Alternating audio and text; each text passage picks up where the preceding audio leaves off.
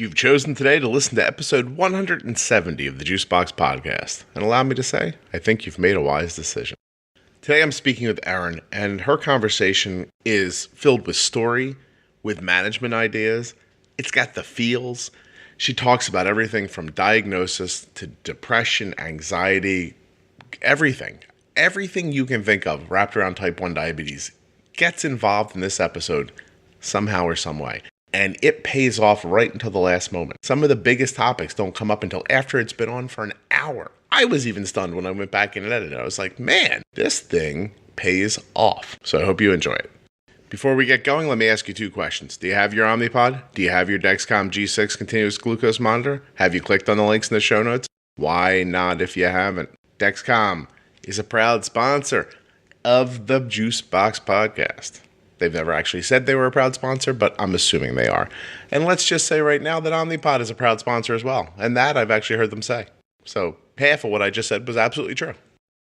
Nothing you hear on the Juicebox Podcast should be considered advice, medical or otherwise. Always consult a physician before making changes to your healthcare plan. And my dentist's office is calling, so this is going great.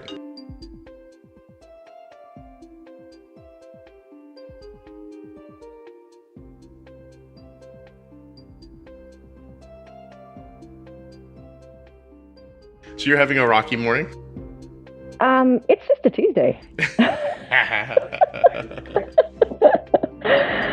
Oh my gosh! So you what did you do? You went to school and forgot the Dexcom receiver, or what Yes. happened? So normally I ask my son he's 5.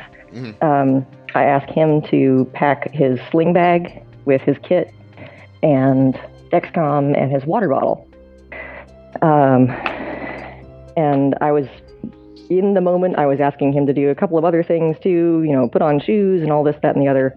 And so I had all of the stuff, and I thought, okay, well, I'll just put it in the sling bag today.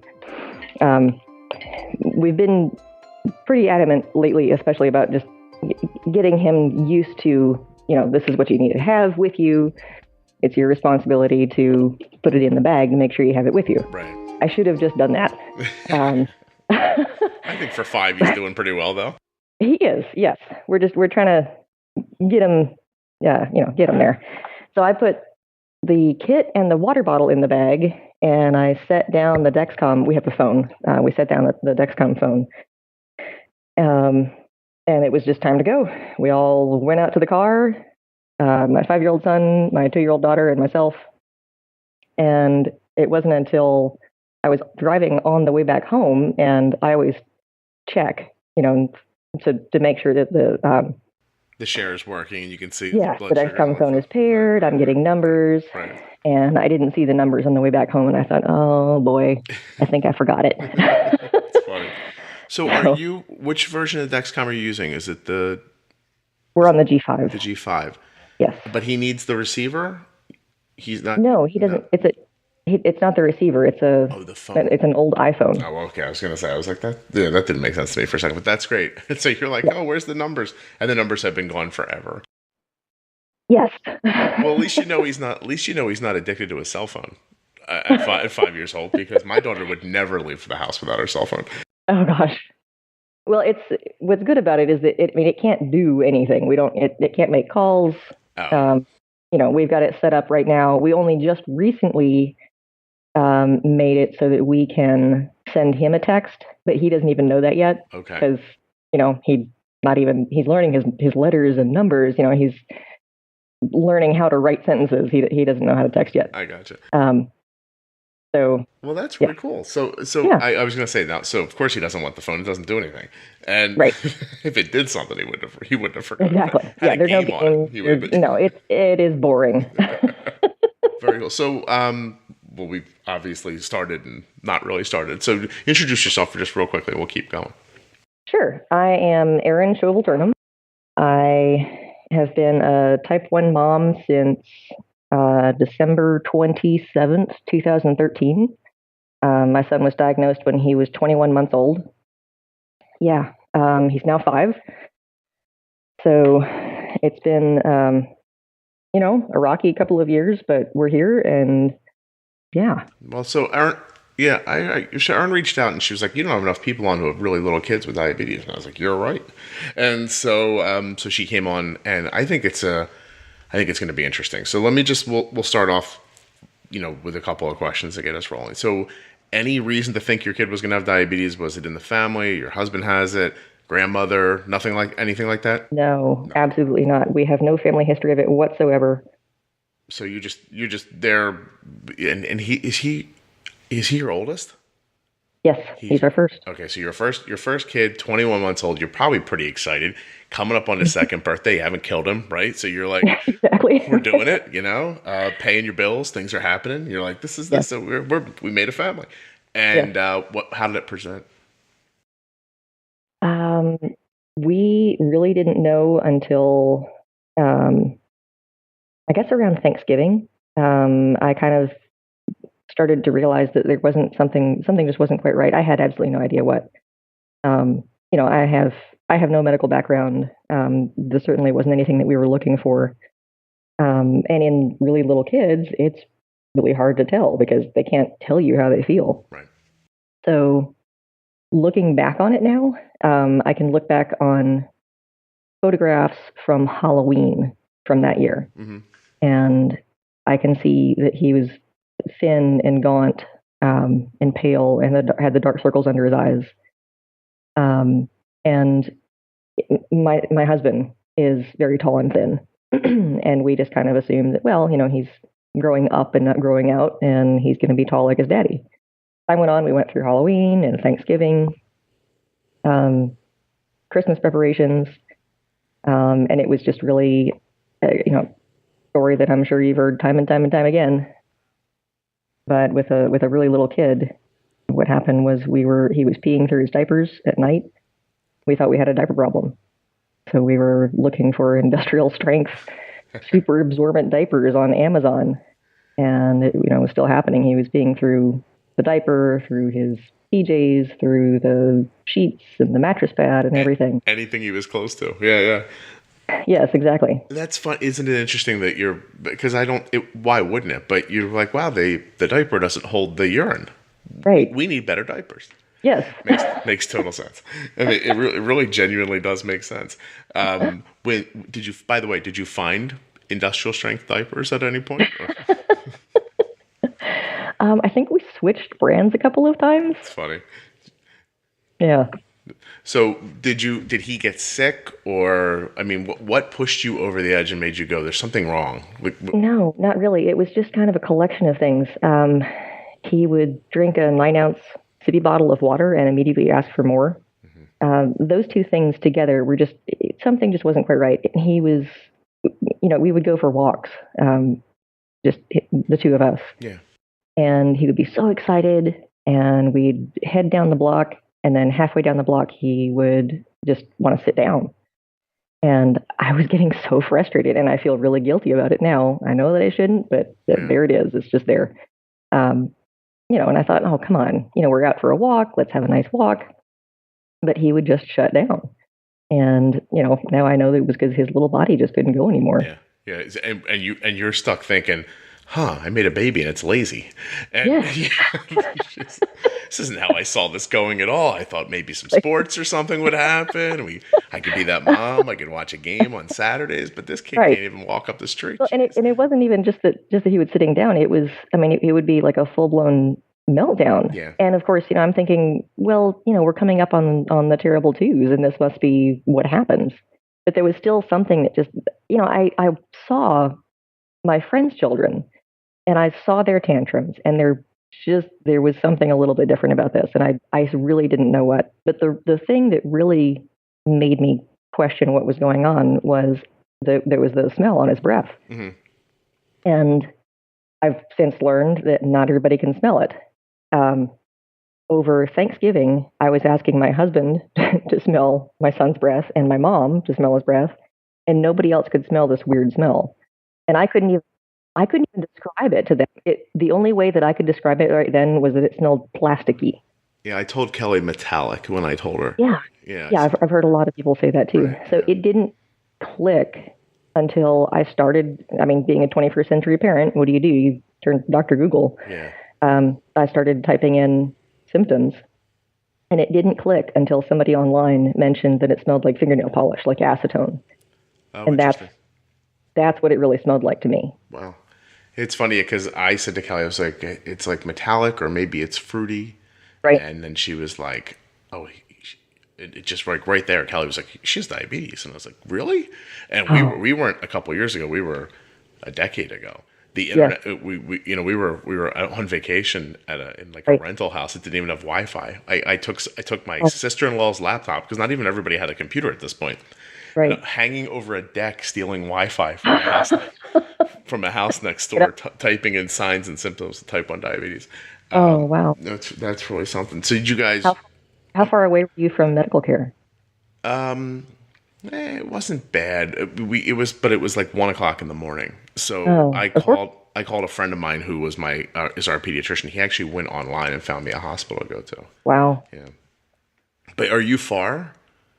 No, we're not. We're right in town. Because are you out west? No, we're in the South. We're in Alabama. You're in the South. Okay, I was gonna say because I'm hearing your Southern. Oh, it's not. It does sound Southern to you? A little bit, yeah. But at the same time, our time difference was there. I thought maybe she's more west than I think, and a transplant. But okay, so yeah, that's really interesting because most people don't hear the Southern. That's interesting because I've been here like pretty much all my life, but it's not strong. It's phrasing. Next time you say something, I'll point it out to you, make you feel really self-conscious about it. No, it's okay. I'll feel more at home. I've kind of felt out of place for a while. Oh, no kidding. So all right. So we're at the hospital now, and no. What do you do? So Christmas happened, and we were opening presents. He would open a present, and then he didn't want to have anything else to do with it. Mm-hmm. And it's just not normal, for a little kid not to get excited about all of this. Just like the walks, he kind of couldn't keep it going for very long, right? Yes, exactly. So that was the 25th. The next day, I was Googling, I think probably that night and the next morning, and found, all of this kept popping up. And I called our pediatrician, and I said, I think that I need to have my son in to get checked out for type 1 diabetes. Mm-hmm. And I told my husband after I called our pediatrician, and he got a little upset with me. He's very analytical, mm-hmm. And he didn't want my guessing to influence, what the diagnosis might be. But I can't fool a blood test. Yeah, right. I mean, what if you called the doctor up and said, "Listen, I think my kid can fly, but I need him to test." It's not like the doctor's going to go, "Wow, you're right, he can. That's amazing." Yeah, I hear what your husband's saying though. I think that sometimes when you're like, but I think of it more like when you're on the phone with customer service. Like sometimes you don't want to lead them the wrong way because they get out of their path that they usually use, and then they get confused. and I completely understand, and I understand where he was coming from, and yeah. So what did the doctor say? Did the doctor the kid doesn't have diabetes? No, thank goodness. I'm really glad that was not our story because I've heard that story from so many, many people. We went in, we saw our favorite nurse there. I told him what I thought might be going on. He went and got their blood sugar test kit there, their glucose kit, and checked his blood sugar. And the blood kind of drained from his face. He went to get another test strip. He said, I just needed to make sure. He was very calm about it. Came back and checked his blood sugar again. And he showed me the result, and it just said high. And, it was over 600. It was higher than their meter could read. So they set up for us to go up to our nearest children's hospital. And we went home and packed a bag and went up there. This is still Christmas Day? This is the 2 days after. This is December 27th. I've come to realize that I think that everybody says that they're diagnosed on vacation or on Christmas or something like that. But I think what really happens is stuff's going on for a while. And when your life slows down, you can actually pay attention to it. That is exactly what happens. Right, yes. Right. So it's not that everybody's magically diagnosed on Christmas. It's or on vacation, because vacation's a big one. Like, Mm-hmm. we figured it out on vacation. You hear that constantly. I think it's just, you slow down enough to really start putting the pieces together and think. Exactly. You know what I Yes, mean? there's been so much lead up to the holidays that, Yeah. yes, I think there might be something going on, but I need to focus on this. Did they consider him to be in DK when you got to the hospital or no? No, actually, thank goodness he wasn't. I don't even remember what the number was. Yeah, and the the thing is, we weren't given any sort of instructions on the way up there. So he's upset. He's in the back seat in his little car seat. Right. He has a bottle of water and a bag of pretzels. And I gave him a lollipop and 5 pounds of sugar, and he just started eating. He was very hungry. So I mean, look, we didn't know any better. Yeah, sure. We knew that we had an upset toddler, and we were going to something that was going to be pretty scary for all of us, and we kind of needed some calm, and we kept feeding him pretzels. I think that's probably okay. Yeah. I Considering some other things, but well, because that ride is so, I've described yes, before. it was. For us, it was about an hour and a half, 2-hour ride. Wow. And that whole time you're just sitting in the quiet together thinking all of the things that you're thinking. What are we facing? Yes, exactly. So a couple of years ago, so you're in a children's hospital. What's the play when they come out? Are they giving you, talking about an insulin pump? Are they just giving you a pen? Do they talk about glucose monitors? Like, how does that conversation go once he's in and they get him stabilized and everything? What's it sound like? Do you remember we were there, even? I know that's part of it. Yeah. It's such a blur. It was 4 days. Of course, we're sleep deprived as everybody is at diagnosis, and just worried as all get out. I have to say I'm really, really grateful for our children's hospital and for the training that we've received. Mm-hmm. I've talked with a lot of parents since then who I don't think got the level of training that we got, which really scares me. And this is a whole other topic of conversation. I've talked with adults who have been diagnosed with type 1, and they get ridiculously low amounts of information. It's frightening. It is shocking. Yeah, I've had people on here. They just gave me insulin and needles, and they're like, "Well, here you go." And there's a class in 2 weeks. Yeah. See you then, hopefully. Yeah, that I've heard stories that are the people would have been better off on their own. Like if they just had access to the medication on their own and Google, they could have figured out better. Right. But, yeah. So you got good direction. But for a second, go back for a second. So I hear like it's a confusing time. And so even asking you a specific question about what happened in the hospital, you're not going to be able to come up with a specific answer. Like it's interesting. I remember feeling exactly the same way. Just really like someone whacking me in the head with a bat, and I was just trying to pull myself together the whole time. Yeah. Yes, and do a bunch of math problems at the same time. Yeah, you were back at school all of a sudden too. Yeah, but math is not my strong suit. So when I learned that my son's life was going to depend on me doing equations all day, that was I had a big laugh about that. This is ridiculous, God. I'm not doing this. Forget it. Well, do you lean on the math now? Because I pay no attention to it at all. I feel kind of guilty that I don't. We have a pump. We've got an Animas pump, which again, that's another conversation. For not much longer. Right. So he was on a pump, excuse me, about 7 months after diagnosis. Okay.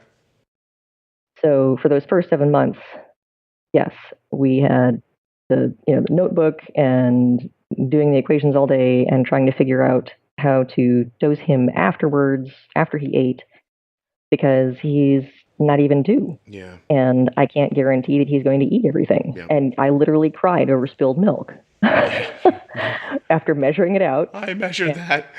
Yes. I measured it out. It got spilled on the table. He had already had some. How on earth do I measure the volume that's on the table? That and what's left? And now right? It doesn't matter at all. Like it's sort of meaningless at this point. Like it's just more. So let me ask you a question, because I think this is where like the real value in your conversation ends up being. Sure. So talk about having a 21-month-old, probably weighs, I'm guessing around 20 or 25 pounds, probably not that big, right? Using injections and a meter. So what were your days like? Were they just like you're saying, just measure the food, see how much of it he eats, figure how much of it he actually ate, give him some insulin? Were you even trying to keep his blood sugar like from spiking, or you just like, was it just constantly like a dam with cracks in it? You just kept putting your fingers in the holes. Like what does that feel like? What was your goal, I guess? To keep him alive, really. I mean, it's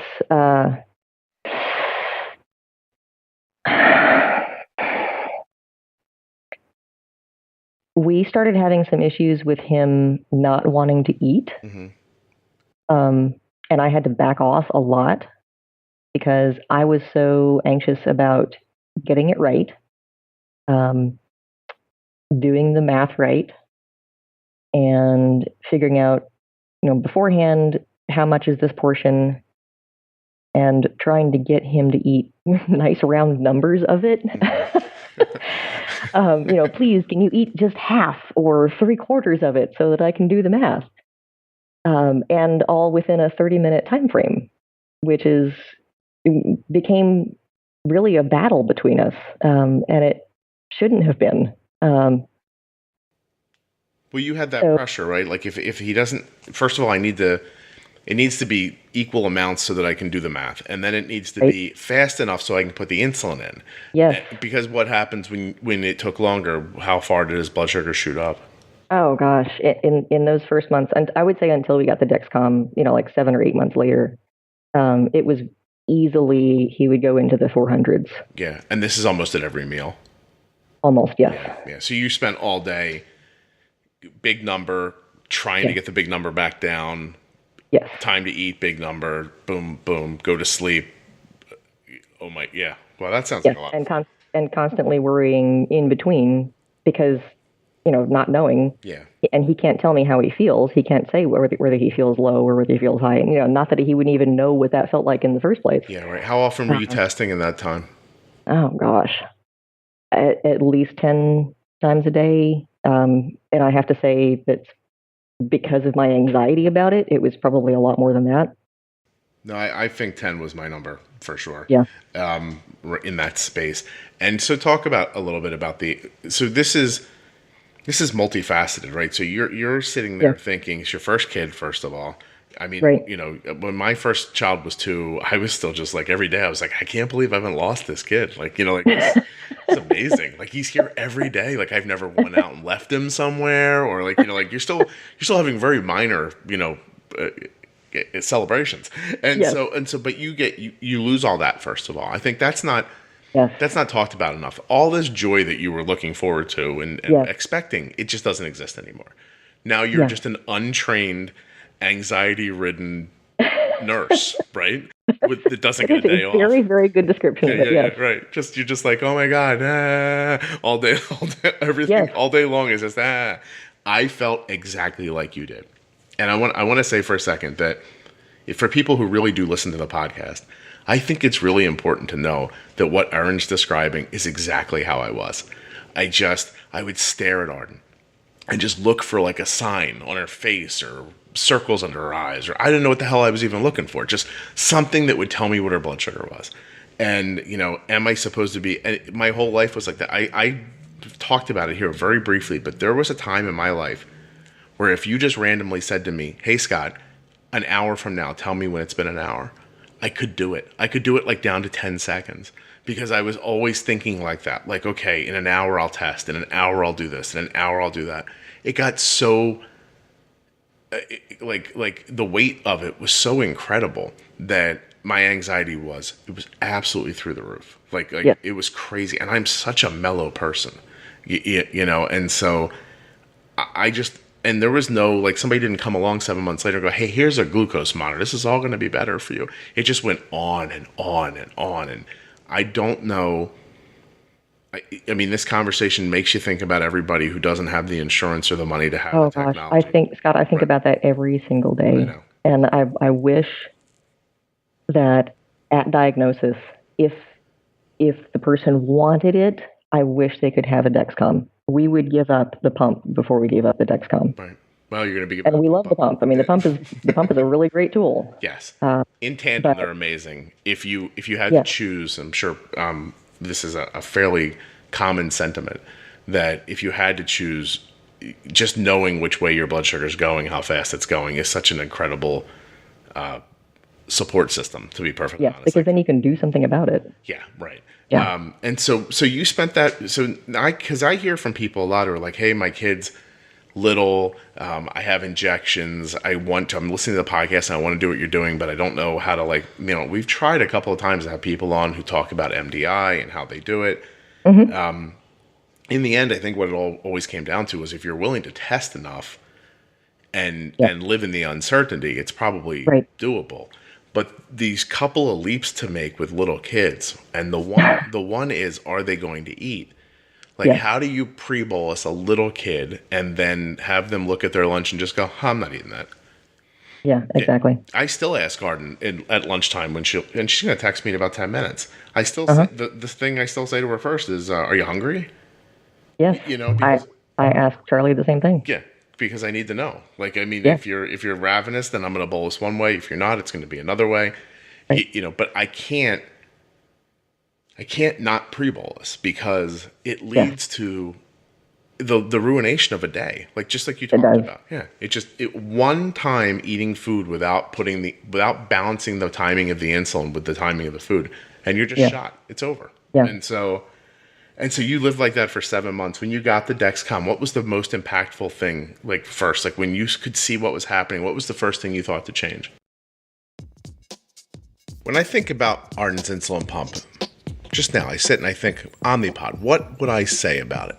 First thing that pops to my mind is that it's easy. It's easy to change, it's easy to use, it's easy to hide, it's easy to swim with, it's easy to take a shower with, it's easy. And that ends up being long-term in your life, maybe more important than anything else. Because at some point in your life with type 1 diabetes, your goal is to just not think about it. Yesterday, Arden needed a pod change. It was time to change her pod right after school. And she had a friend over and they were doing homework. We were in the kitchen. She came around the other side of the island, filled the pod, pushed a button, stuck it on, pushed another button, went back and sat down with her friend. That was easy. Later, she needed insulin. She pushed another button. Easy. It's not attached to anything. You don't get caught on doorknobs. That's easy. Seems like a small thing right now, but when you're walking through the house with your tube pump and the tubing gets caught on a doorknob and rips your set out, you'll think, well, I wish that didn't happen, and you'll probably curse a little bit. But if you want your life to be easier with type 1 diabetes, I really think you should try the Omnipod insulin management system. You go to myomnipod.com/juicebox or click on the link in your show notes, and Omnipod will be happy to send you out a free, no obligation demo pod so you can try it for yourself. Even that's easy. You just fill in the tiniest bit of information and it shows up at your house. Hey, you know what? I'm going to put a picture of Arden in that red dress on this episode's webpage back at juiceboxpodcast.com. myomnipod.com/juicebox. So when you got that Dexcom and saw the data, what was the first thing you thought to change? Sleep. I was literally afraid to go to sleep. I still am sometimes. Yeah. And of course that leads to a whole host of other things that, with the anxiety. And I do want to kind of go back to that in just a little bit, because I really don't think that's talked about enough with caregivers, the anxiety and depression. But when we first got the Dexcom, just that burden was released of not knowing. Okay. Because I would check his finger. We were going to be going out for a walk, for example, and I would check his finger before we were going out for a walk. And 5 minutes into the walk, I would start thinking, what's it doing now? He's exercising. It doesn't take much for a little kid, it doesn't take much for anybody with type 1 for their blood sugar to go down quickly. But, I'm walking beside my son and his little legs are going 3 times as fast as mine are just to try to keep up with me. Right. And I don't know what his blood sugar is doing now. Is it steady? Is it going down? What?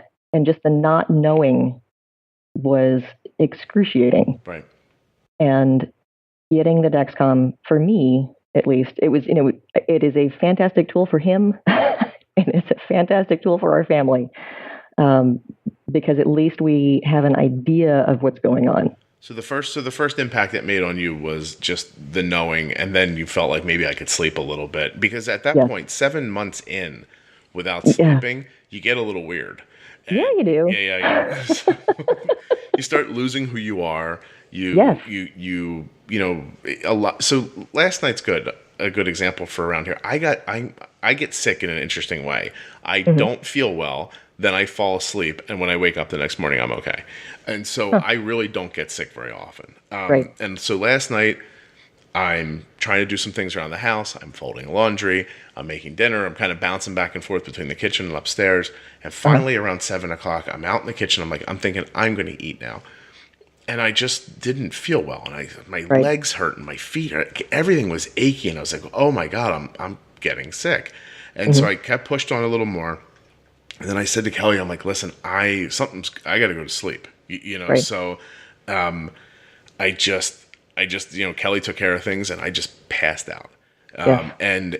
But before I did that, I was still working on Arden's blood sugar a little bit. And I had a site that I should have bailed on sooner. And it was one of those sites where I couldn't tell if it was the pump or if it was her. And I stuck with it too long. Yes. So I'm there trying to figure out the food. I'm starting to not feel good. It's later at night, and somebody said something to me, and I really did snapped at people.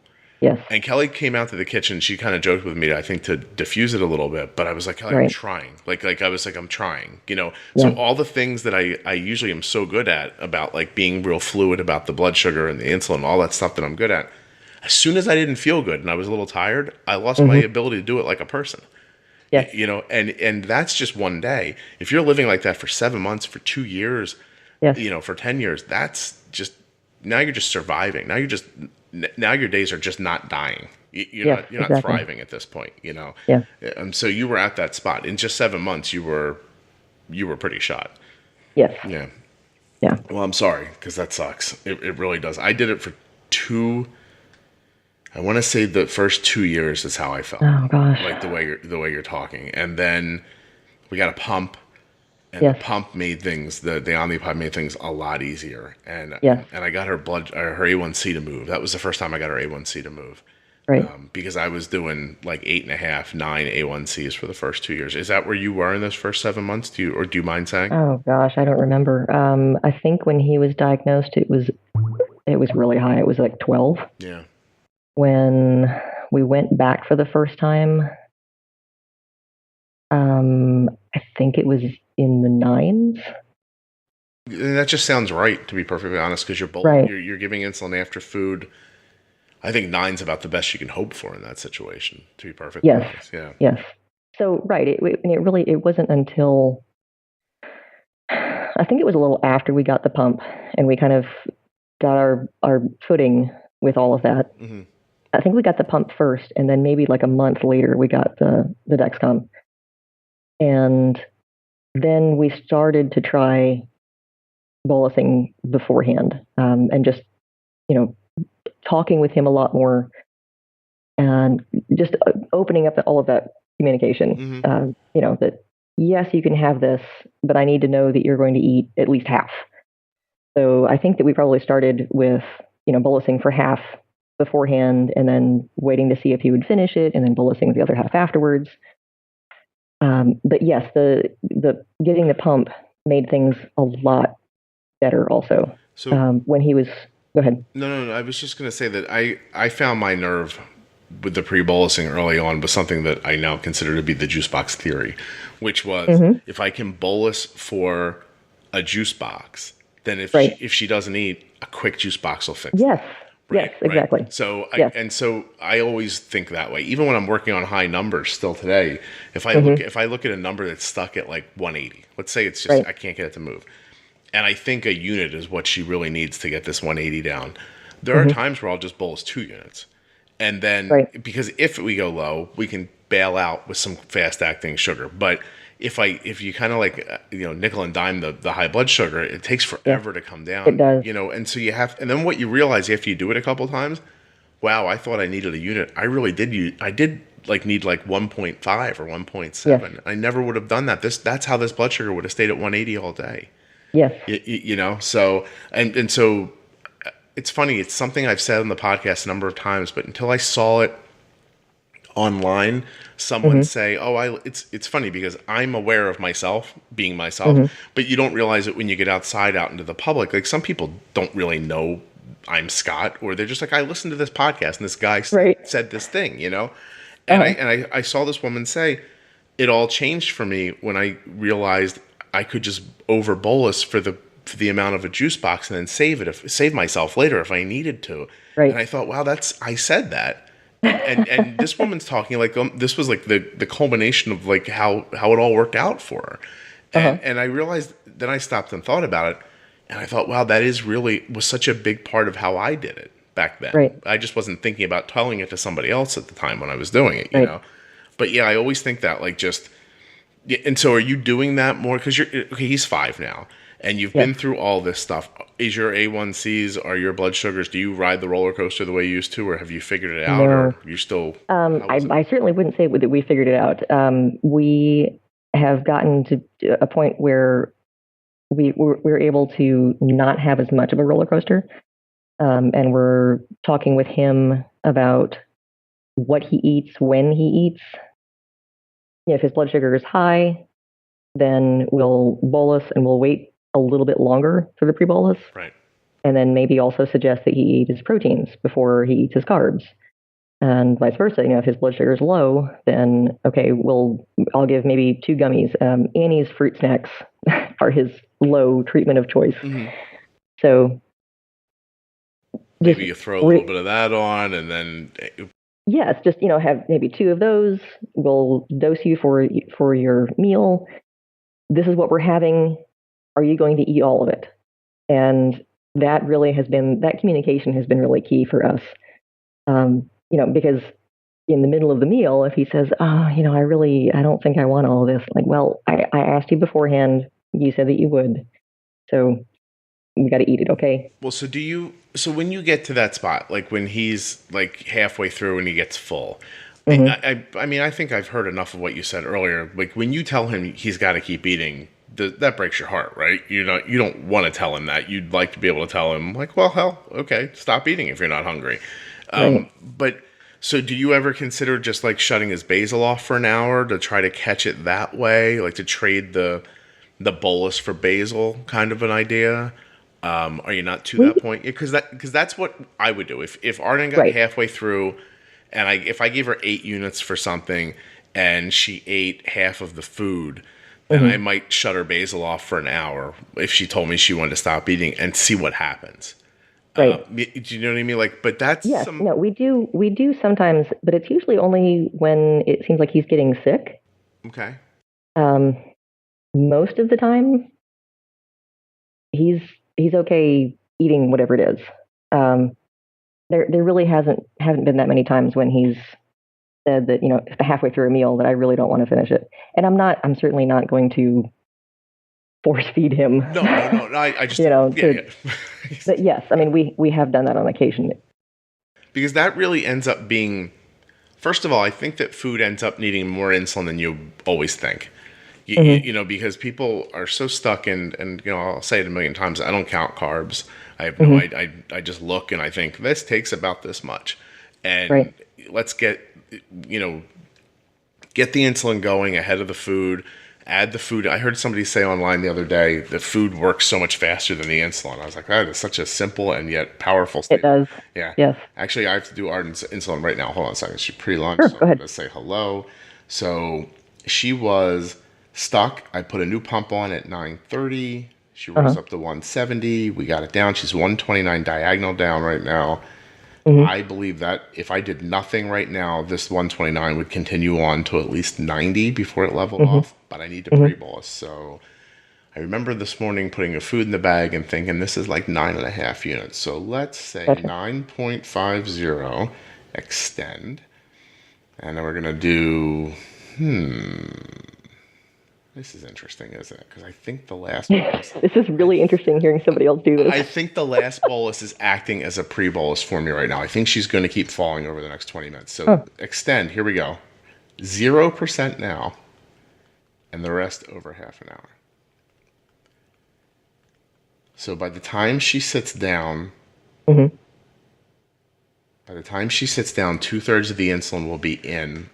Mm-hmm. The very first bit will be active, and I think she should be around 80 when she starts eating. Cool. And you and I are still going to be on when that happens, so that'll be interesting. Okay. We can check me. Of course now she's not answering, so now I have to go with the okay and the question mark. And then she's going to be like, I don't have to answer you every time I saw it. Something like that'll happen. It's all getting more interesting as she gets older, Erin, by the way. Her personality's coming out. I'm not ready for this.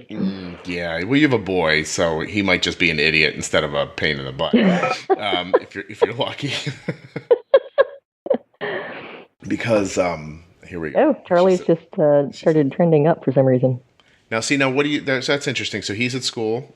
Mm-hmm. He's 5. You can't text. Well, you could text with him, but he doesn't do that. I text all the... Oh, good grief. Okay, yeah. So what do you want to do here? So tell me what's happening. His blood sugar is what? You know, there's some things in life you just don't think can get better. Pizza, ice cream, right? You just think of pizza and ice cream. You think pizza's perfect. Ice cream is fantastic. You know those days when there's no humidity and it's like in the 70s and you walk around, there's some nice sun, but it's not too strong, and you think, why can't the weather be like this every day? It's perfect. You know what else used to be like that, I thought? Dexcom. I used to think this thing is fantastic. It couldn't get any better. It couldn't get any sweeter. It couldn't get any warmer. But then, it did. And the Dexcom G6, it arrived like a sunny day. It washed over me. Like that feeling you get when the salt of the pizza hits you. When the sweetness of the ice cream melts in your mouth. Dexcom G6 is new. It is way improved. And I didn't think that was possible, but it is. It is better than the last model. It is more accurate. It works right away on day one without any kind of like, sometimes people say with their G5, like, I don't really completely trust it on the first day. Boom. Right away. Auto insertion. It's painless auto insertion. I mean, legit painless auto insertion. And it takes 2 seconds. I don't even know. You put the inserter thing on, you stick it to yourself, you push the button, it's over. And then magically the number pops up and that's your blood sugar. Somehow Dexcom made ice cream sweeter. They made a warm, beautiful day feel better. And now all you need to do to enjoy those things, go to dexcom.com/juicebox.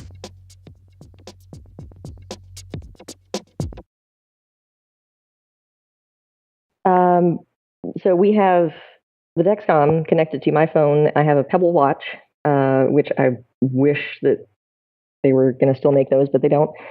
And my husband set up a Raspberry Pi display, for our kitchen counter. Okay, cool. So while we've been talking, I've been glancing at the Raspberry Pi, and I should have been glancing at my texts from the school nurse.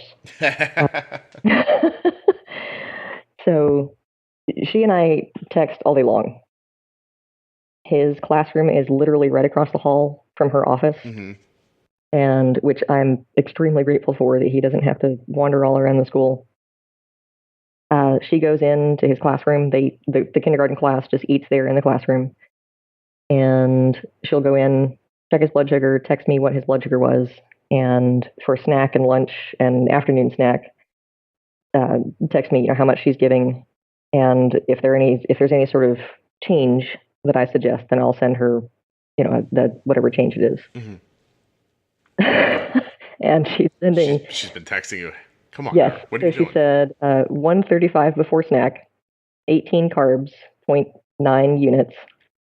Milkshake is a hit. I sent what is it called? The Fairlife milkshake, the little one in the bottle. Okay.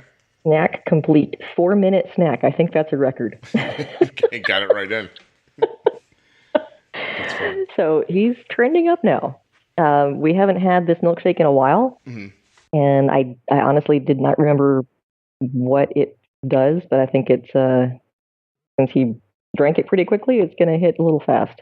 And so did she, was it because you weren't responding to her texts, or does she not pre-bolus him? Does she do it after he eats still? No, she pre-boluses. Okay. But there's not usually much of a pre-bolus. There's not a whole lot of time between when she gives the insulin and when he starts eating the snack. How positive are you of when that snack's going to happen? Because 135 and a milkshake coming. Right. I mean, you could have pre-bolused and he could have started drinking that milkshake when he was 90, and you would have been still really kind of golden, I think. Right. Yeah. But does it always happen at the same time, the snack? Around the same time. There are usually, not usually, there are sometimes, a program that happens at school that delays the snack. So is that something you're comfortable doing at home, but you can't translate to school just quite yet? Like at home at a 135 at home, if he was going to have this, we would have waited. You would have got his blood sugar going right down, and then you would have introduced the milkshake at that point. Yes, we would have waited. I would say maybe 10 minutes, or actually, it winds up being a little bit longer, because usually what we do is I give him the insulin. I set a timer, and then I ask him to go potty and wash his hands. And so that's, he's kind of a slowpoke. I love him, but he is. But that's good, though, because it gives you time and he doesn't feel like he's being restricted at that moment. Exactly. Right. Yes, I just kind of build it in. Yeah, that's fun. That's really smart. I love the way you think about that, because if you give it a little consideration ahead of time, then it's not a situation where he's sitting there staring at this milkshake going, exactly. I can't believe I have to wait for my insulin to work, because that sucks. Right. And that's where you cause conflicts with food too. Yes. And so if you can just give it that kind of consideration, I do try to do that as well. And I think that I do it more than I talk about probably. But, just the idea of getting things going in the right direction before, because, I don't know how, it's been a while since we talked about it on the podcast, but this whole thing at its very basic level is the balancing of the insulin and the carbs, right? So I think of it as a tug of war between the carbs and the insulin. And you don't want either side to pull first, because if you do, then their momentum is going to win. You're never going to, if you get into a tug of war match and you let the other side pull first, even for just a couple of seconds, they're going to yank you off center, and you're going to spend the whole time fighting, hopefully to get back, but you're probably going to get pulled on your butt and lose, right? Yeah. And if you have 9 more people run behind you to start pulling, all you're going to do is yank them over, and you're going to end up being 20 feet farther than you wanted to be back again. And so you can't really, you just need to start equally. You need, and the way that happens at the moment with the way insulin works is you have to get the insulin in and get it active. Yes. So that when the food starts working, that tug of war happens and both are pulling at the same time. And it's I guess easier said than done, maybe much more easy with a Dexcom CGM being able to look at the data. Exactly. Yeah, I mean, I don't know how you would accomplish that, honestly. No. But at the same time, you could, because you're thinking about it in a 5-year-old, right? Like in a person who might stop eating, but people who are a little older, have a little more body size, adults, when you stop, you'll see in a couple of years that you won't even care about the data that's on your Dexcom as much, because you know how to expect what it's doing, which is an interesting thing. Like you'll eventually just know what's happening. Like, and so, because everything you heard me do with Arden's pre-bolus isn't based on anything except my knowledge of this. Like, right. It's not like I used math or science or anything. I just looked and I said, okay, this is what's happening. I know what I did. Here's what I expect to continue to happen. If I do this with the new bolus, I expect it to do that. And then I have to trust the timing. She's actually going to go sit down and eat. Maybe with a 5-year-old, that would be scary. With a 13-year-old, it's not as scary. If it was an adult, it's not as scary. There's plenty of people out in the world who are doing things like this with pens and nothing else. But they're also comfortable in that space. It's almost like, I always tell people when you're negotiating for something, that whoever after an ask is made, whoever speaks first loses. Right. So if I say to you, I want to pay $1,000 less for this car, and you're the salesperson, if you speak first, you're going to say okay. If I speak first, I'm giving up. And Right. so that's kind of a basic kind of concept of that. And I think the same thing sort of about all this, like, you have how do you not speak first in that situation? You have to be Right. really comfortable in the uncomfortable silence. Right. And so if you can be uncomfortable in the not knowing what your blood sugar is about to do, you can still do these things. Right. Like if you tested at 135 and didn't have a CGM, and you thought, I'm going to eat 10 minutes from now, I'm going to give myself my insulin now, 9 times out of 10, 99 times out of 100, that's going to be okay. And so that's the other side of it, which is you can't let your knowledge of what might happen once this month stop you from doing it the other 29 days. And I think that you and people who are newer to it can get stuck in that spot a little bit. Like, I can see that. Yeah. you know what I'm saying? I don't know if that was a long way to say that, but I wonder if that makes sense. It's like sometimes, I don't know if I don't know what, there's a million different ways to say it. You walk out your back door 100 times and you never trip. And the one time you trip, you now know you might trip on that step. It doesn't stop you from walking outside ever again. Right. But sometimes you see one bad low and then everyone backs off. And I'm like, no, don't back off. Assume there might be one bad low every 100 days. Right. You just build in your plan for that. Don't let that make you comfortable with higher blood sugars to begin with. And not that you're doing that right now, but it made me think of that. So, and this podcast is nothing but a stream of consciousness. So That's okay. you're gonna say things when they come up. But yeah, I think that there's listen, Dexcom's perfect for me. I think what I get out of it is amazing, but I do see where sometimes it scares people. And that's where you have to have the nerve to live in the silence a little bit. Because you think that it scares people because of how much data it is? Well, I'm sure that's that way for some people. I just mean like once you've seen a low happen in front of you on a monitor, I see. then some people are just like, oh, okay, and I'll err on the side of caution again. I gotcha. I'm saying once you've learned how to balance the insulin and you're bold about it, if you get one low, like treat the low. But don't let that change what you did, because you had one low in hundreds, if not thousands, of diabetes decisions over the last month. One time you got low. Right. Like don't make your decisions off of that. Make your decisions off the other stuff. I definitely agree that having the Dexcom has made me able to be more bold about, especially at night, about dosing insulin and to bring down an impending high or a high, and trying to make the decision whether to bolus or set an increase. That definitely has helped. And actually, right now I'm texting his nurse to set an increase on his pump. For his temp, like a temp basal increase? Yes. For like a half hour, an hour? What will you do? I'm probably going to do half an hour. Just because the milkshake got a little ahead of you now. Yes. Yeah, that's very good. That's excellent. Yeah, he said it straight up. See, now, I'll tell you, little kids obviously different. I mean, the way you think about it. The minute Arden, after food, if she's 130 and heading up, I bolus more. That's when I start thinking about stopping the arrow.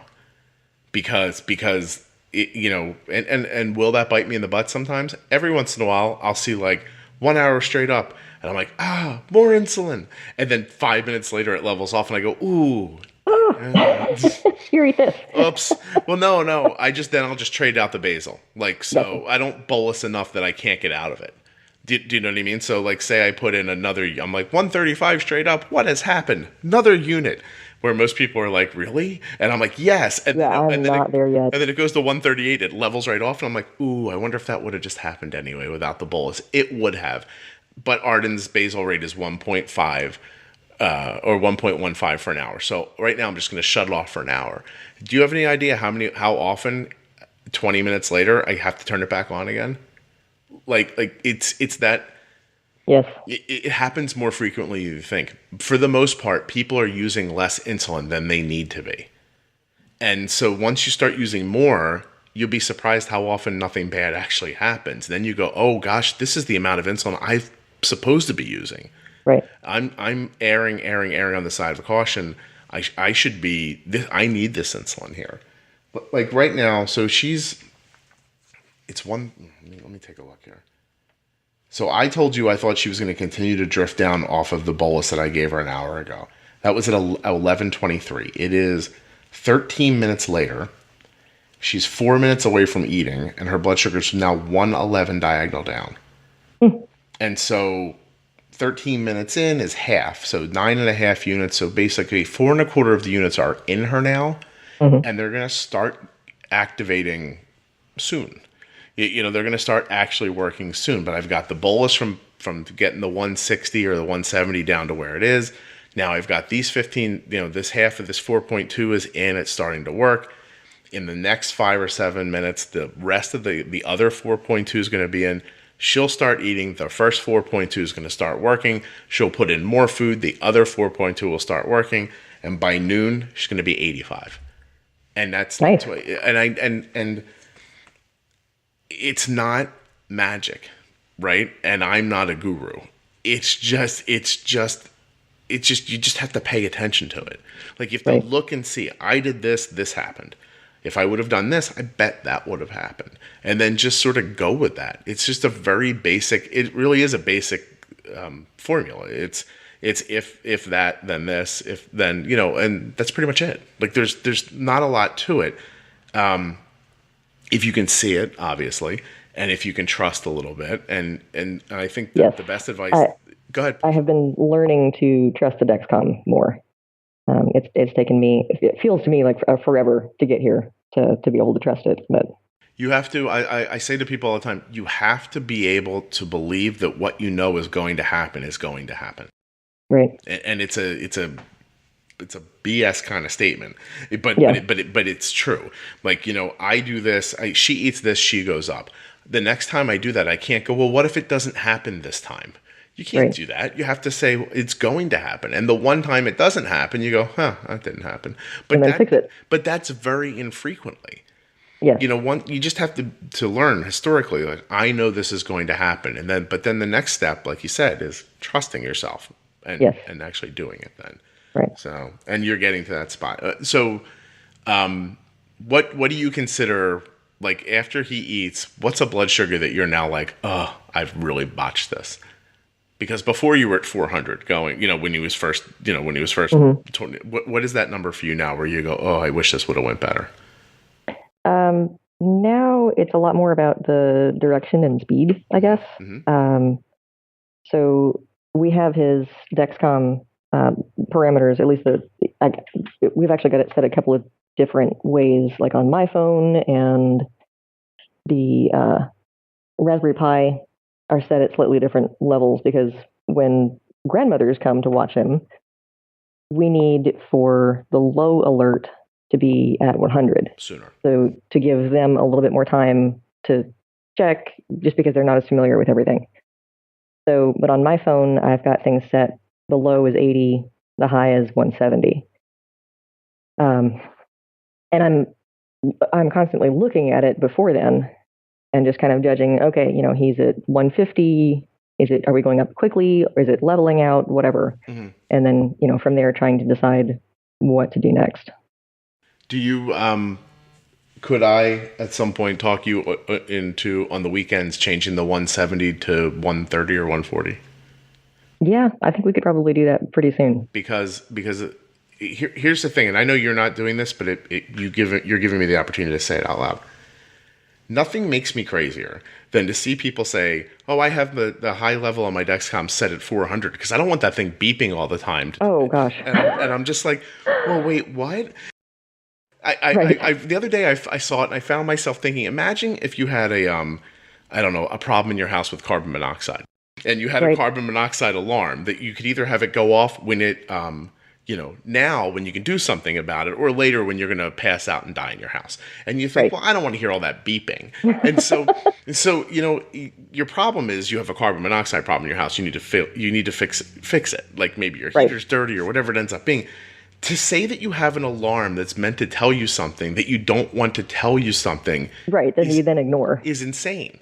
And so what people do is, and they use, I use my Dexcom for lows. And I'm like, yeah, but you get the lows because of the highs. I heard somebody say it the other day. It made so much sense. Highs cause lows, because eventually you dump on this insane amount of insulin and you get low. So never get high, never have to use all that insulin. Right. And so when when your blood sugar is 120, 130, you go, ooh, let me just bump a little bit here, and it comes right back again. But if you wait until it's 250, you're already in the fight. And for you, I think 170 puts you into the fight too because of how little he is still, right? And so if you, not that you'd want to, and I think that when you react at a lower number, people might think that sounds like a lot of work. I think it's less work. Do you know I agree. mean? And I think it's taken us a while to sort of step down. I don't even know what the right phrase is for that, but to realize that that we can go ahead and act a little more quickly at a lower number with less insulin. How do you balance though the exercise, because he has recess, some days he has PE, and then he'll have a second recess. Yeah I mean, it's easier now that she's older, obviously, but and I've also put a lot of effort in the past into like going in the summertime before the year and going, look, please don't give me gym right before lunch, like or something like that, which she had last year. We were pre-bolusing while she was out. She had a recess before lunch last year, so we were pre-bolusing while she was outside, which she doesn't have anymore. It's funny. I'm going to say something completely that's going to sound ridiculous, but I don't really think about the exercise that much anymore. I just continue to do what we're doing then. And so if you need less insulin or more carbs or whatever it is, we just keep going. I mean, it's recess at school. She's not climbing a mountain. You know what I mean? Like she's outside running around throwing Frisbees at a Target or something silly like that for gym class. But if you have a kid who just a little bit of exercise makes them come down, then you need to, I would set up a temp basal, the 40, half hour, however your insulin works for you, prior to bring his basal down so that he doesn't have a ton of active basal while he's at gym or recess. And I would try that first. There's been other things, we had the 1 year where no matter what we did, it was just that time of day where she was going to be lower. And so she would just get to gym and like pop a couple of fruit snacks and go to gym. Right. I think you just have to look at the specific situation. I think there's a big feeling that there are static answers to any of these questions. Like I think within the community, everybody's like, tell me what to do. And I think it stems from the 15 carbs, 15 minutes rule. Yes. I was going to say the exact same thing, which is bull. It makes people think that there's rules for things. So when you ask me what would I do for this, what I would do for this is keep her blood sugar in range. But I would use the multitude of tools that I have to make that happen. Temp basals, a little bit of carbs, just like thinking ahead a little bit about it, and these devices. The next upgrade you see to, like, I know about Omnipod, I know about Dexcom, and I don't know that we're allowed to speak specifically about everything, but there are going to be multiple basal rate days coming up for people. Like, it's not just going to be like you're going to be able to have weekdays basal rates and you're going to be able to have a Monday basal rate and a Tuesday basal rate. That's awesome. Right. You're going to be on Dexcom. You're going to be able to set. I want to have alarms here at this time of day and here. Oh gosh, that's been one of the things. Yes, that we love the Dexcom. Absolutely, it needs to be a little more user definable, right? And so I really believe that is coming. And once that comes, stuff like that gets easier because then you get to say, I know he has gym on Tuesdays at 11. So on Tuesdays it's starting at 9. I want to know when his blood sugar is this instead of this. Right. And then it gets to that, I'm going to cut his basal off for 50% for an hour or whatever. Or, I've had Arden show up at gym and her blood sugar is 80. And I go like, do you know what you're doing? And she's like, I don't know. We're playing, this. And I'm like, okay, well, that sounds anaerobic. Shut your basal off for a half hour. Yes. And just let's try to get lucky here. I don't plan for disaster. I plan for success. And so, I just think that's in the end, once you've got the tools right, you know how to use them, you can't plan for something to go wrong. Like if you just stop and think about your whole life, all the decisions you've made, you wouldn't own a home, you wouldn't have a car, if you planned for disaster, nothing good would ever happen. Yes. Yeah. You let the fear stop you. Yeah, you just always be curled up with your hands up, thinking somebody's going to punch me in the head. I just want to cover my face. You need to want to get hit. You know what I mean? Like, you need to run into it, not shy away from it. So I think that my answer is I would just do what you've learned and make your good adjustments along the way, and maybe it'll go wrong one day, and then you'll say, oh, I did this, I should have done that, and then you're back to that equation of, I did this happened. Next time I'll do this. Mm-hmm. And before you know it, those experiences pile up in a way that you just start making these adjustments like mindlessly almost. You don't even think about it anymore. You just, like, I talked through Arden's bolus because you were with me and we're recording the podcast, but I never would have done that. Like, I would have just given her the bolus really quickly and told her to do this. That's interesting. Yeah, and right now she's 102 and, nice. And still on a diagonal downtrend. So she's actually a little higher than I thought right now. But I can see the bend in the Dexcom line is starting to come around, like it's going to level off in a second. But as soon as it tries to level off, the rest of the bolus is going to kick in. So my goal is I want her blood sugar to continue to go down over the next 10 minutes. Mm-hmm. You know, I think some people would hear, well, 102, this is amazing. You know, and I'm saying no, because here's the thing you don't know. Let me get a drink. In Arden's bag today is a grab bag of Doritos, a full-size banana, a half of a bagel, a giant bag of grapes, a carrot, and Yodels. Oh my gosh. You don't eat that stuff and have diabetes unless you are being bold with insulin. Okay, so you need to push to make that happen. I brokenhearted last night, saw online poor kids graphs all over the place. I don't know what to do. One person comes in and says, just feed him low carbs and he'll be fine. And I was like, oh, that wasn't what she was asking. I know. That is such a big, big topic in our community. Yeah, and I don't care if people want to do low carb; they absolutely can. But I agree. But don't push it. Let's wait. Well, forget push it even. Like, let's wait until she understands what she's doing here. And once she understands it, if she wants to go low carb, that's fine. But you're basically telling her this isn't doable with insulin, right? But it is. It's simply doable. I'm doing it right now in front of you, and so it's very doable. And if she learns the right steps, and she doesn't want to do it, then she should try low carb if she wants to try low carb, or try anything else she wants to try. Doesn't I completely agree with that statement. Yes, but let's first understand how this works. Exactly. We are.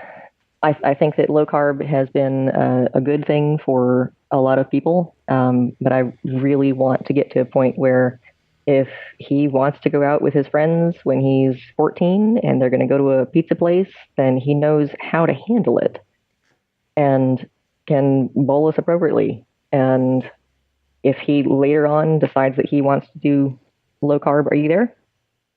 Then cool. Oh, no. Yeah. Okay, good. Sorry. No. I saw there was a little icon that was suddenly gone from my screen.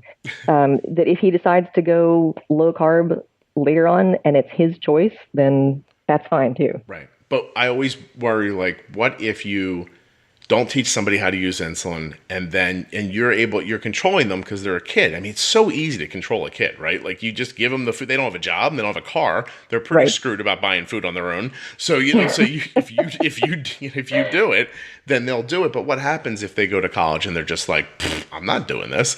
And now they have no tools and no perspective and no historical data to help them make these decisions. I completely agree with that. Yeah. Yes. So once you understand it, that's fine. The problem isn't that. The problem is that nobody teaches you this stuff. Like nobody tells you the insulin isn't like a light switch. They just give it to you, and once you understand how to use it, then it's a different situation. You might still struggle with it, or maybe you can't find the courage. Like, we talked a lot about that today, like the courage to just sort of do it. Maybe you're the person who the anxiety ran you over, or you got depressed and you can't dig your way out of it now. Like, I get all that. Maybe you need to do something drastic to level things out. I got to tell you, I have some speaking engagements coming up, Erin. I'm going to be eating low carb pretty soon because I need to get rid of a little bit of what I'm seeing here as a double chin. And so, so everybody's different. But overall, when you're just talking about people who are just trying to figure it out, who aren't burdened by these other billion things that could come up with diabetes, Right. let's try to help those people first, you know. And we're way over an hour, but I want you to talk for a minute about you, because you said you wanted to go back to it, and I never did. Did you find yourself depressed after his diagnosis? Yes, absolutely. It really, honestly, I didn't even know that I was depressed. And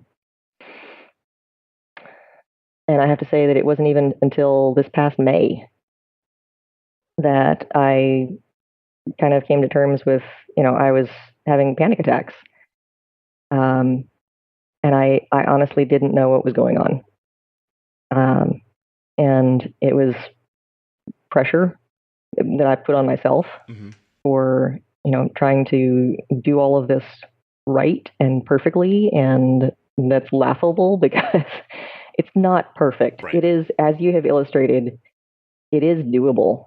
And you can have excellent numbers and eat the things that you want to eat and do the activities that you want to do. But it's not perfect. Right. And it's never going to be perfect. It's never going to be perfect. Yes. No, absolutely. I don't think I say this enough. So let me just be clear about this. Like I said at the beginning of the podcast, I had a bad site that I bet on too long. And so for the last 24 hours, well, now it's been for the last, but everything's been fine now in the last 3 hours. But the 24 hours prior to that, I didn't have Arden's blood sugar under 130 once. Yes. And we were always stuck at 150 or 180, and we were bolusing like crazy, and nothing was working. We should have bailed on the pump sooner, and we didn't. But that was an entire day where it just didn't go well. Right. And I can't imagine if that happened, and I didn't have the tools that I had, and then it happened again the next day, how quickly I would think to myself, well, I guess this is what it is. Right. But then you're still stuck with that feeling of, I don't want this for my kid or myself. And then the anxiety starts to pile on because you don't know how to do it. And then you get depressed because it's not working. And it is something like, when you're thinking about this stuff, like, let's not lose sight of what it is you're considering as a mother. You're thinking about the short and long-term health of your child. Like it's not just numbers. No. So panic. How did the panic attacks kind of show themselves? What would happen? It was really random. I was on the way to pick up my daughter from her school and driving in the car, and I drove past a sign that showed the date. And I started crying. And the date has no relevance whatsoever. It sounds really, really weird coming from my mouth right now. But you were just like, September 13th? May 9th. I pulled up into the car line to pick up my daughter, and I couldn't stop crying. And I'm realizing that, okay, this is not normal. And I was in the middle of texting my husband and going to say, I think I need to go see a therapist. Right. And it's just really weird, some of the thoughts that cross your mind, or my mind anyway, that, well, I don't need to do that right now. I don't want to interrupt his day. He's going to worry. And, I can hold off. I'll just talk to him tonight. And one of my friends, who was in the car, a couple of cars ahead of me, got out of her car and came over to me, and I rolled down my window, and she just asked, "Are you okay?" And I had to say no. Yeah. I'm sitting here. I'm pretty sure I'm not. Pretty sure I'm not. Yeah, bawling my eyes out over, I don't even know what. May 9th, obviously. May 9th. Yeah. Exactly. And I, just really thanked her for coming and, coming to see how I was doing. And as soon as I rolled my window back up, I sent my husband the text. Because I said, okay, well, obviously, if people are getting out of their cars in car line to ask how I'm doing, I am not okay. Right. I'm not holding this together nearly as much as I think I am. All. And so how much value did you find in, did you go to therapy at some point then? I did, yes. I went to my primary care doctor, I think maybe just a couple of days after that, and described to him, what was going on. He went ahead and prescribed Lexapro, which I'm not ashamed to admit. Sure. I've gotten back to feeling like me. Mm-hmm. And from there, found a therapist, and that has really helped. And just, I have to say that you talked about reaching out and going through all of that, being diagnosed with depression and communicating with the diabetes online community has all been part and parcel for me. Knowing that I am not alone in this, which you had mentioned earlier too, It is so incredibly powerful. Just knowing that there's somebody else out there who has dealt with this, is dealing with this, that you've done this for years now, and you are looking at her numbers and you are being able to more finely tune what you're doing, and you're teaching her to do that, you're passing that on. Knowing that you've been there where I am is so, so powerful. And I want to, that's the reason I wanted to come on the podcast in the first place, is to just let your listeners know that they are not alone. There is always somebody out there who is willing to listen, who has experienced very similar things, and who can relate. And dealing with all of this is enough. The constant highs and lows, the questioning, am I doing this right? What do we need to do next? All of those decisions every single day, that's enough. No one should ever have to feel like they're alone in dealing with that, on top of everything that they have to do. Yeah. Well, I'm very glad you found other people, because it is easily the most important step to the whole thing. It just to see somebody doing it ahead of you gives you the feeling like it's doable. Yes. So instead of this massive, uncountable number of uncertainties ahead, it's Absolutely. Okay, here's a lot of stuff I have to overcome, but apparently it works. It happens for people. So there's no reason to think it can't happen for me too. Yes, exactly. Instead of the opposite, which is I'm never going to overcome any of this. This is all going to end in a giant trash fire, and I'm going to kill my kid. Right. So, which is really probably the pressure that you were feeling. Yes. And it's overwhelming to think that you're one voice, but that this happens to so many people. And I'm going to go out on a limb and say that at one point I was overwhelmed as well. Nobody told me, I didn't get a diagnosis or anything like that, but I know for sure that I was crying in the shower a lot. So that probably isn't okay. And so I don't know. It's just, it's really, I have to thank you so much for sharing that, because I think the conversations like this are the ones that are the most valuable to people, because, not enough people are open enough about something like this. So we really... Well, and I really feel like that a lot of the caregiver situation is often overlooked, because we're so focused on trying to care for our kids. Yeah. That, like they say on the airlines, you have to put your own oxygen mask on first. And it's really true, because if I can't get my head together in order to be there for my son, to teach him, what he needs to do, and to help, to manage his blood sugar day to day, then I'm not helping him. Right. Yeah.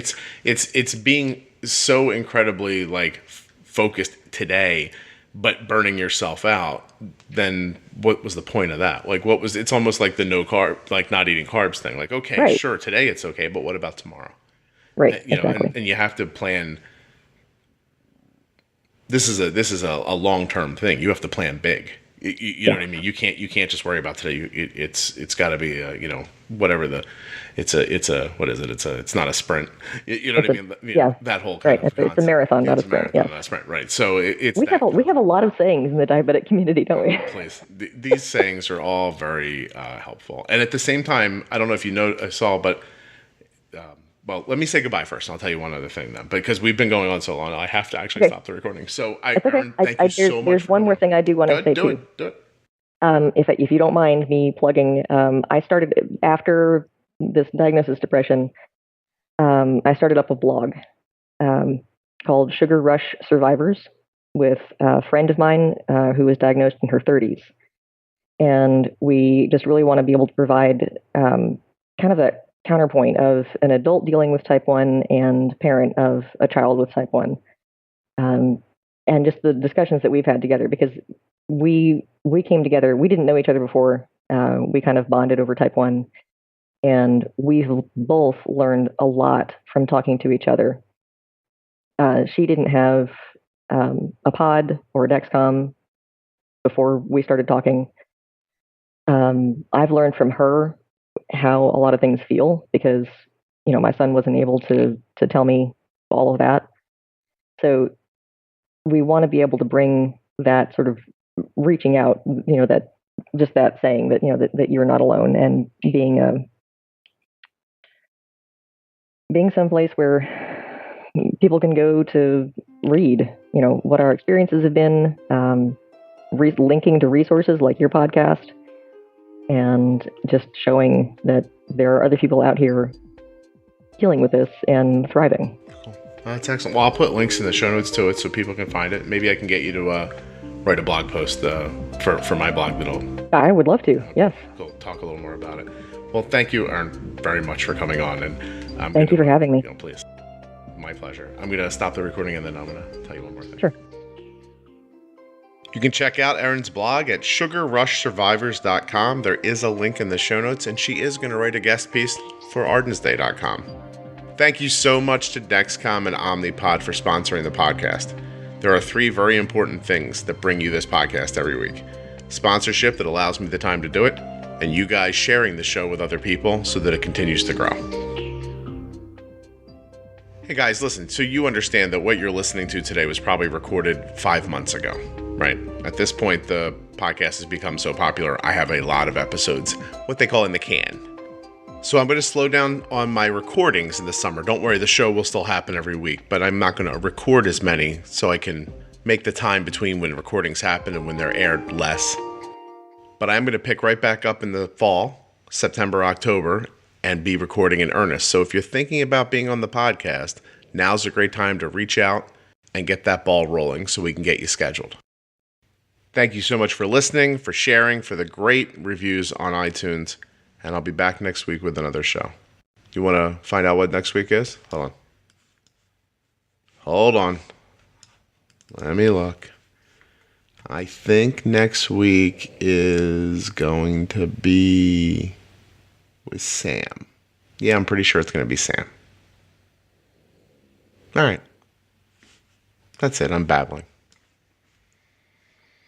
I do have a fantastic joke about a 3-legged pig, but this thing's already an hour and 22 minutes long. It's going to have to wait for another day.